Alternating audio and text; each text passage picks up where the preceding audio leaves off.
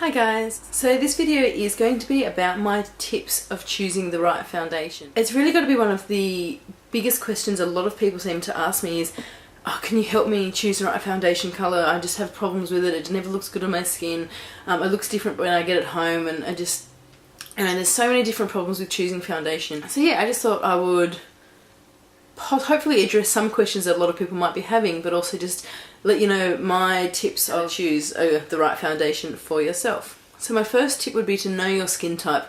Once you know your skin type, then you sort of know which foundations work better with your skin. So for example, if you've got oily skin, so you really should want to use a matte foundation to sort of help control that oil. So you'd have a foundation that sets matte, or even a powder foundation that would help your skin not to get so shiny. Whereas on the other hand, if you've got dry skin like myself, you probably want to avoid the matte things, because any dryness in your skin, the matte foundation really will help bring out, and you don't want to do that. So I sort of tend to go for the liquid foundations, the foundations that have sort of like more of a dewy finish. You really should know what your skin type is to choose the perfect foundation. So the next tip that I've got is to help matching your foundation colour correctly.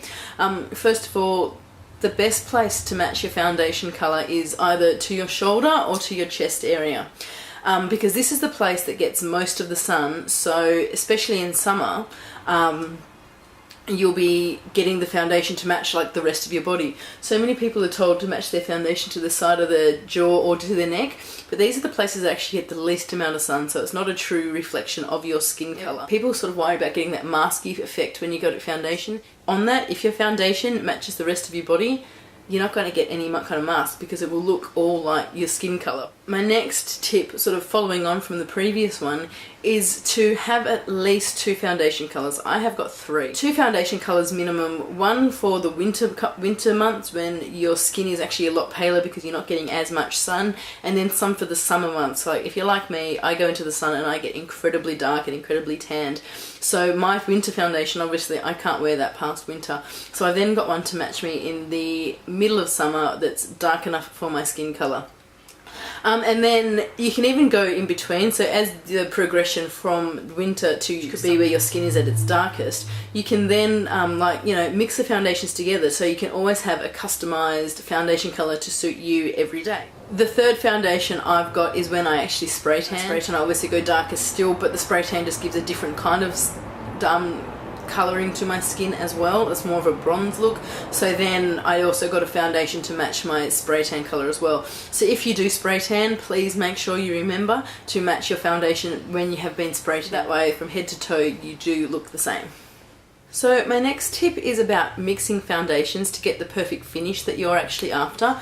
So if the foundation that the colour matches perfectly is a matte finish, but you want it to be a slightly bit dewier, you can actually add, don't be scared to add different foundations to that to help that out. An example of that would be Makeup Forever HD foundation. This is a matte finish. It's not as matte as the Matte Plus, but it still does have a matte finish.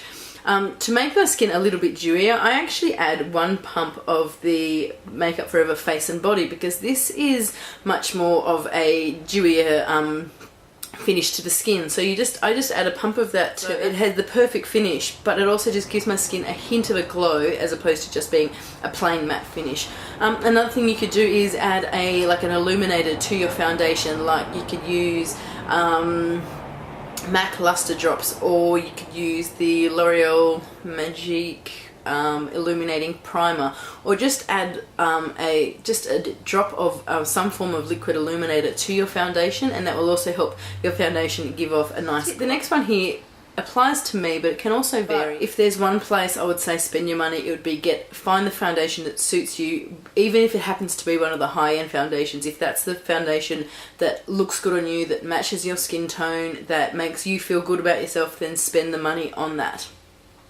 And then my last tip about buying a foundation is don't buy a foundation in one day. If you decide that you're going to go out and buy a foundation, do not walk into a shop and come out that same day having purchased that foundation. Especially if you're going into stores like a department store or like the makeup store. Ask the salesperson to put a full face of foundation on. You need to that way you can also ask them for tips on the best way to apply that foundation, because a lot of the foundations differ. If you apply it differently, you get a different finish, and certain foundations work better applied some ways. Like some foundations